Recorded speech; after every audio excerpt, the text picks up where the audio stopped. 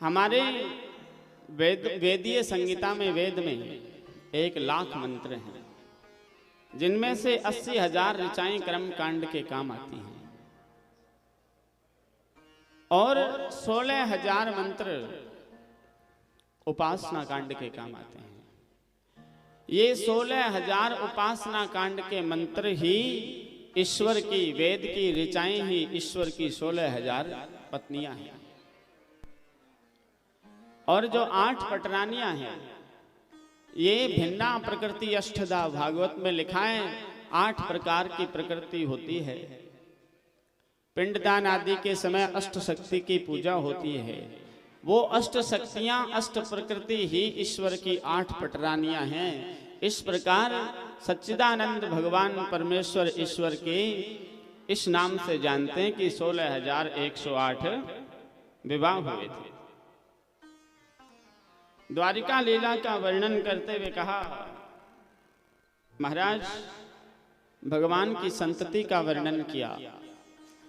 एक एक रानी के द्वारा पुत्रान 10 दशावला, 10 पुत्रों की उत्पत्ति हुई। इतना बड़ा परिवार था भगवान का। लक्ष्मणा के साथ सांब का विवाह हुआ, जो कथा सुनाई सुखदेव जी महाराज ने। और कहते हैं एक दिन देवर्षि नारद भगवान की लीला देखने के लिए आए थे। नारद जी ने मन में विचार किया कि भगवान इतनी सारी पत्नियों के साथ एक साथ कैसे रहते हैं। नारद जी ने पहले महल में द्वारिका में प्रवेश किया तो भगवान संध्या तर्पण आदि कर रहे थे। नारद जी ने प्रवेश किया तो भगवान ने प्रणाम किया, आइए महाराज, बड़े दिनों बाद आगमन हुआ। उसके आगे वाले महल में प्रवेश किया तो कन्यादान कर रहे थे।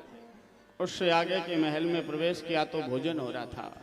उससे आगे के महल में प्रवेश किया तो शेष सैया पर विराजमान थे। भगवान नारद जी से बोले, आइए पुत्र, कैसे आना हुआ, आजकल बहुत कम आते हो।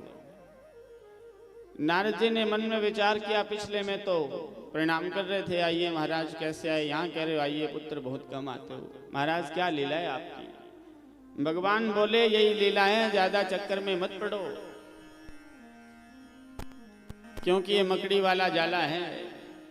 वो स्वयं अपने मुख में ही जाले का, लार का निर्माण करती है, धीरे धीरे उसका जाला बनाती है और स्वयं मकड़ी उसके अंदर फंस करके स्वयं ही मर जाती है। यही भगवान की माया है।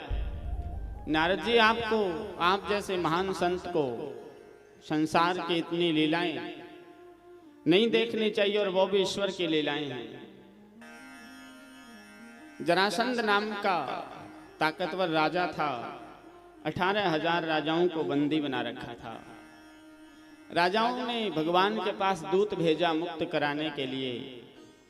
इधर से हस्तिनापुर से दूत आया, आकर के सूचना दी, महाराज पांडव राजसू यज्ञ कर रहे हैं। भगवान पांडवों के राजसू यज्ञ में पहुंचे तो युधिष्ठिर जी ने कहा, और सबको तो हरा दिया, ये जरासंध नहीं मान रहा, और जब तक एक भी राजा परास्त नहीं है तब तक राजसू यज्ञ कर नहीं सकते। भगवान ने मन में विचार किया, युधिष्ठिर जी से कहा, 23 स्वर्णी सेना लेकर के जरासंध ने 18 बार मथुरा पर आक्रमण किया, लेकिन फिर भी ये माना नहीं। सेना से जरासंध हारने वाला राजा नहीं है। जरासंध को छलबल से परास्त किया जा सकता है। भीम और अर्जुन को साथ लेकर भगवान ब्राह्मण बनकर के जरासंध के महल पर पधारे।